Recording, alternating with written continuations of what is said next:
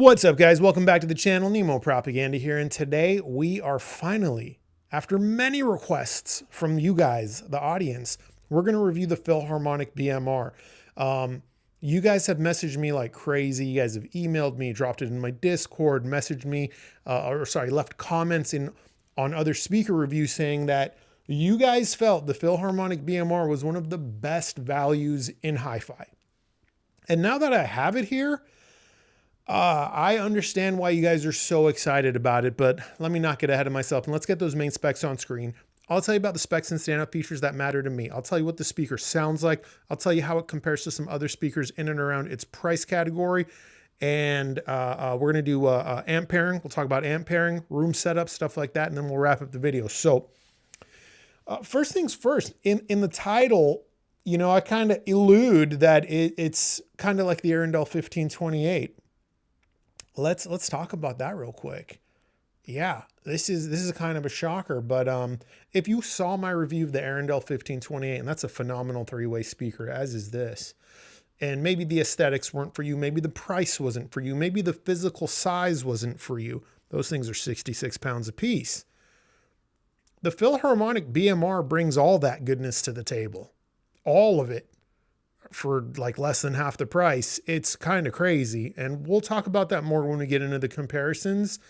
This isn't hyperbole. This is not exaggeration. Look, at double the price, the Arundel 1528, you know, $4,500 is a little bit more resolute and it can do some things a little bit better without a doubt. But the overall delivery is very similar. It is very similar. Oh my goodness. Look, let me tell you about those standout features. So this cabinet is easily best in class for its price category. This speaker sells for as little as $1,800 or as much as $2,200 for the pair, depending on what finish you choose, which is not much. This is definitely one of the most affordable speakers in that $2,000 price category, because all the $2,000 speakers like KEF R3 Meta, Dynaudio Evoke 20, Buchard S400 Mark II, what else? You know, Totem Bison, ATC SCM11.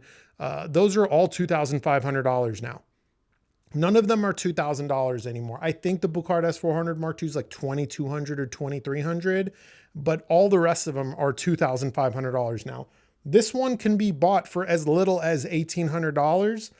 If you go crazy for the most beautiful finish, you're in it for $2,200. And guys, pictures don't do this justice. Pictures, video do not do this finish justice. You have got to see it in person. I mean, we got the curved cabinet. You have the option of a non-curved cabinet if that's not your style. This is so nice. This is a huge step up in terms of fit, finished build quality and beauty compared to any of the other $2,000-ish speakers, without a doubt. Second thing, they're using very expensive parts. I price checked that tweeter that's in there, that RAL tweeter. They're like over $400 for the pair. That's a really expensive tweeter to use on a speaker that sells for as little as $1,800 or as much as $2,200 for the pair. That's kind of crazy. The speaker has tremendous bass potential and capability. We'll talk about that when we get to the listening impressions. But the key standout feature here is it's a true three-way, and it is finished beautifully. I cannot overstate that enough. So let me tell you what the darn thing sounds like, and then we'll jump into those comparisons you guys love. So from top to bottom, we have a presentation that is mostly neutral. This is not a speaker that's here to color the sound. This is not a speaker that's here to bring a bunch of warmth, nor is this a speaker that's going to be really analytical or dry. No, this speaker is conveying you the music as it's intended with as little coloration as possible, but as much fidelity as possible. And it does a phenomenal job at doing so. Some interesting things I noticed is speaker height didn't tend to matter a whole lot, which is shocking for this type of tweeter. Usually when a speaker has an AMT, the height really matters. I noticed this speaker had a very wide sweet spot. Again, that is somewhat rare for a speaker that's using an AMT. That really surprised me. So look, the high frequency region, neutral. Really good detail and detail retrieval, great layering within the soundstage, good soundstage overall, great imaging, very precise, but not overly precise to the point that it sounds artificial. When a speaker is neutral in the high frequency region, there's not a ton to talk about. In terms of attack, however, attack ever so slightly soft, just ever so slightly, right? And very effortless, right? So that's the trouble. Moving down to the mid-range, again, that neutral character continues. The mid-range is very neutral. You have good openness, good effortlessness, good expansiveness, good soundstage, nice, wide, deep, tall, all those things. But most miraculous thing about this mid-range is no matter how much bass that ceramic woofer down low is pumping out, and that ceramic woofer can pump out a substantial and considerable amount of bass, that mid-range never thickens up, ever. That bass never bleeds into the mid-range. In fact, I emailed Philharmonic and I said, if I was blindfolded and someone told me I was listening to a modular speaker that had 3 independent cabinets for the tweeter, mid-range, and woofer, I'd believe them. And he emailed me back and he's like, crazy you say that, because inside the Philharmonic BMR, that mid-range is completely isolated. So essentially, it does have its own cabinet inside the speaker. And I was like, yeah, that makes sense, because of the bass literally never bleeds up into the mid-range. So the mid-range, as a result, is always consistent, consistently clear, consistently open, consistently effortless, whether your song has tremendous bass or not much at all. And I love that, because there's some songs that have bass that's a little bit overproduced, like this damn song. I'll put it on screen so you can see which song I'm talking about. I've talked about the song before. The first 30 seconds of this song are just remarkable, beautiful, open and airy. Then that bass comes in and it just closes everything off. It's so overproduced. But on the BMR, that doesn't happen. That mid-range, those vocals, they stay open, they stay effortless. And that's a quality I really love about the Philharmonic BMR. I've reviewed other 3-way speakers and none of them had that characteristics that was just so consistent and had so much clarity in that mid-range, and it never muddied up, was never muddied up by the bass, except the $4,500 Arundel 1528. But the KEF R3 Meta couldn't do this. The ELAC UBR62 couldn't do this. I'm trying to think what other 3-way speakers I reviewed. Anyways, my point is, besides the $4,500 Arundel 1528, this is the only 3-way I've heard that actually sounds like a 3-way and has that mid-range that is just so darn consistent and outstanding. Moving down to the bass region, oh my goodness. Listen, I told you it was a lot like the Arundel 1528. That means the bass too, guys. Holy cow. Listen, when I reviewed the Arundel 1528, I said it sounded like a pair of small subwoofers were connected. Now, I won't go as far as to say it sounds like a pair of small subwoofers are connected, but it does sound like at least one small subwoofer is connected. And I really mean that. The bass these things put out is shockingly powerful, shockingly effortless, good texture, good tone, good note-to-note distinction, easily the best bass I've heard in and around this price category. Yes, better than the KEF R3 Meta. Yes, better than the Buchard S400 Mark II. Yes, better than the Dynaudio Evoke 20. Those are like the 3, major bass monster speakers around $2,500. I mean, I get it now. I get why when you guys were reaching out to me, you kept saying, when you guys talked about the Philharmonic BMR, you guys just kept talking about the value proposition. You're like, did you just getting a lot for your money? And now that I've experienced it, I get it. You are getting a tremendous amount of speaker for your money here. You're getting more speaker for your money with the Philharmonic BMR than you're getting with any of the other $2,500 speakers. And this one, again, is a little bit cheaper.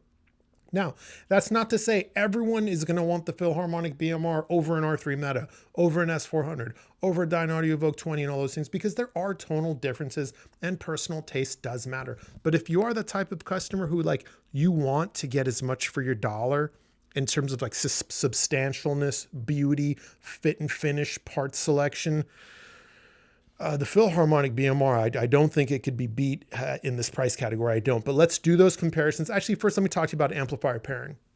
Of course, I used my Kinky Studio Pre and Power Amp. It was a very neutral presentation, arguably a little too neutral for my taste. So I switched to the LAiV stack with their Preamp and their GAN mono blocks. had a little bit more naturalness in that mid-range. Now I really enjoyed that, but I still wanted a little bit more, so I switched to the Unico Primo. That's a fantastic amp, not too expensive either, just $2,000. That was my favorite pairing. Personally, I like a little bit of coloration. The Philharmonic BMR is mostly neutral, and that allowed me to add the coloration through the amplification, and it was just such a nice combination. If you're in the market for like a whole system and you're considering the BMR, I'll go ahead and say also consider the Unico Primo for your amplification. Really nice pairing. In terms of room setup, this speaker's not fussy at all. It is not fussy. Oh my goodness. It's not super fussy in terms of stand height. It's not super fussy in terms of toe in, toe out. Now that's not to say you just want to plop it down and walk away, right? You know, a little bit of adjustment, sure, but not much. The darn thing always sounded great. And I did, reach out to the guys at Philharmonic because, you know, I was like, this is kind of a big speaker. It does have tremendous bass. I've got a lot of bass traps, but in my room, it never overloaded the room. It sounded fantastic. I'm like, how does it do in small rooms that aren't treated? Because I didn't want to like pull out all my bass traps. And they sent me a picture of one of their customers' rooms, which is literally half the size of mine. My room's fairly small to begin with. This room was half the size of mine. And, they're like, we have customers that use it in rooms like this, and they absolutely love it. So this speaker seems to be very flexible in terms of room placement. One note on amplification, by the way, sorry, sensitivity. Anytime you got a speaker that's relatively compact, while this is a taller bookshelf, it is still relatively compact in the world of speakers, right? All bookshelf speakers are compact speakers. When they have tremendous bass, they are going to always have low sensitivity. It's an inherent part of the design, which means you are going to want to throw some good wattage at them. Figure at least 50 honest watts or more should be plenty for most people. And these are going to sound just fine at low volumes, but they're going to sound their absolute best, a little bit louder. Figure anything north of 75 dB, and they are at their absolute best, right? Again, they don't sound terrible below 75 dB, but you know, the greatness is just ever so slightly north of 75 dB in my opinion. Now, let's get to those comparisons. I'm going to try to go through this quickly. So let's first start with the three-way, the KEF R3 Meta compared to the Philharmonic BMR. Both speakers have nice, beautiful fit and finish. The KEF R3 Meta is arguably one of the, has some of the nicest fit and finish for the price category. The Philharmonic BMR does step it up a big notch. Oh my goodness. They're roughly around the same price. The most expensive BMR being $2,200 is still $300 cheaper than the R3 Meta. They are both three-way speakers. They are both bass power speakers. Let's talk about the comparison.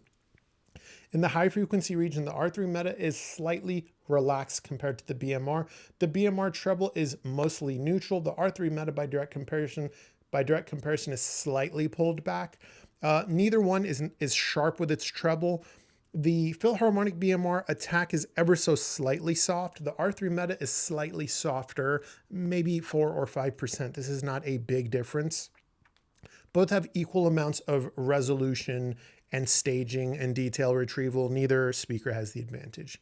Moving down to the mid-range, the R3 Meta mid-range is ever so slightly warm. The Philharmonic BMR mid-range is mostly neutral. The main difference in the mid-range, aside from that, is the R3 Meta's mid-range will start to thicken up if the song has tremendous bass in it, where the Philharmonic BMR does not, because its mid-range woofer is in its own cabinet. Inside the cabinet is a little speaker within a speaker, speakerception, if you will.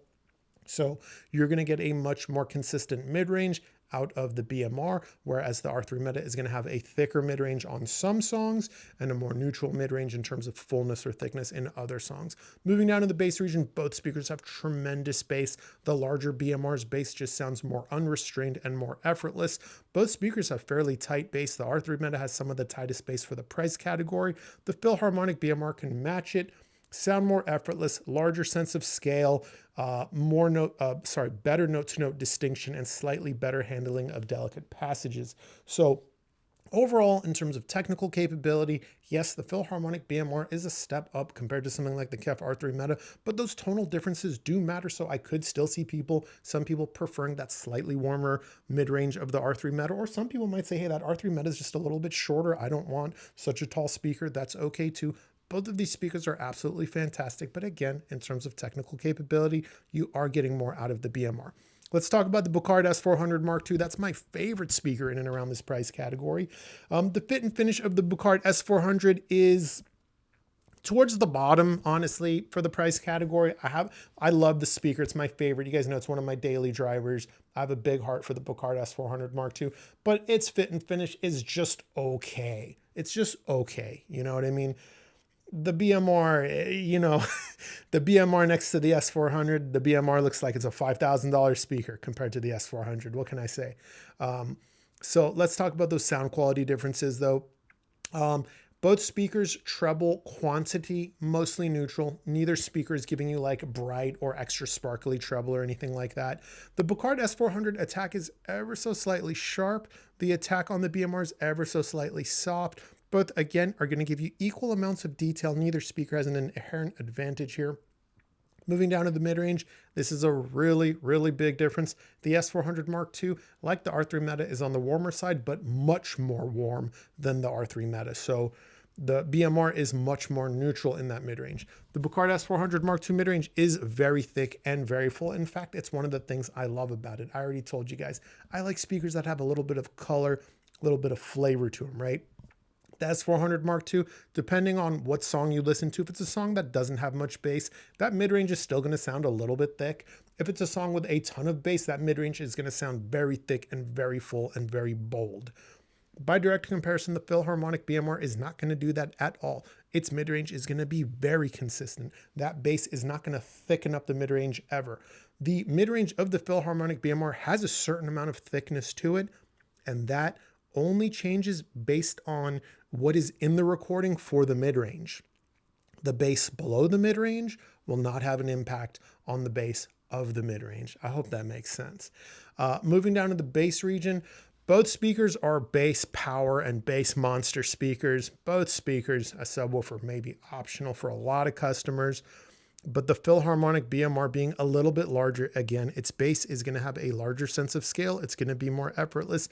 Its bass quality is a considerable step up compared to the S400 Mark II, giving us better note-to-note distinction, tighter bass, and better transient response. Overall, again, as far as technical capability goes, the Philharmonic BMR is a step up compared to something like the S400 Mark II. But again, there are big tonal differences here. So I could see some people loving the S400 Mark II still, despite its minor flaws. And of course, I can see many people choosing the Philharmonic BMR for all of its technical excellence and its more neutral presentation and its more consistent mid-range, right? Let's do one more and then we're going to wrap it up. You know what? Let's compare it to the Arundel 1528. I told you guys it was like that speaker. I should put my money where my mouth is and do that comparison, right? So let's do it. Let's do it. And you guys know I don't ever compare products to something 2 or 3 times the price. I don't do that. I think it's ridiculous to do that. But in this situation, because they're so similar, I think it makes sense. So Arundel 1528 is $4,500. The Philharmonic BMR is $1,800 to $2,200. Both speakers are built very substantially. Both speakers have a lot of mass and heft. Both speakers are on the larger side for bookshelf speakers. The Arundel 1528 is even larger though, weighing 66 pounds each. I believe the Philharmonic BMRs are about 30 pounds each, which is still quite heavy for a bookshelf speaker. The Arundel 1528 though, again, it is simply larger. It's got an 8-inch woofer. It's also a 3-way. The Philharmonic's a 3-way. While both are finished very nicely, these wood grain finishes on the BMR, like if you put the BMR next to the Arundel 1528 bookshelf, I could see some people thinking the BMR is the more expensive one. I really could. It is that nice. Its fit and finish is that top notch, you know? But let's talk about the sound differences, and so you guys can understand how close the BMR is to the 1528 bookshelf. Starting in the treble region, both are mostly neutral. Neither speaker is giving us like extra treble. Neither speaker is rolled off. The key difference here is the Arundel 1528 is even more neutral. The BMR, I kept telling you guys, its attack is slightly soft. The Arundel 1528 attack is not slightly soft. The Arundel 1528 is neutral with its attack, which means it's ever so slightly sharp. The Arendelle 1528 costing more than twice as much is going to give us a little bit more resolution overall, a little bit more space and separation between everything, and a little bit more sparkle in those high frequency regions.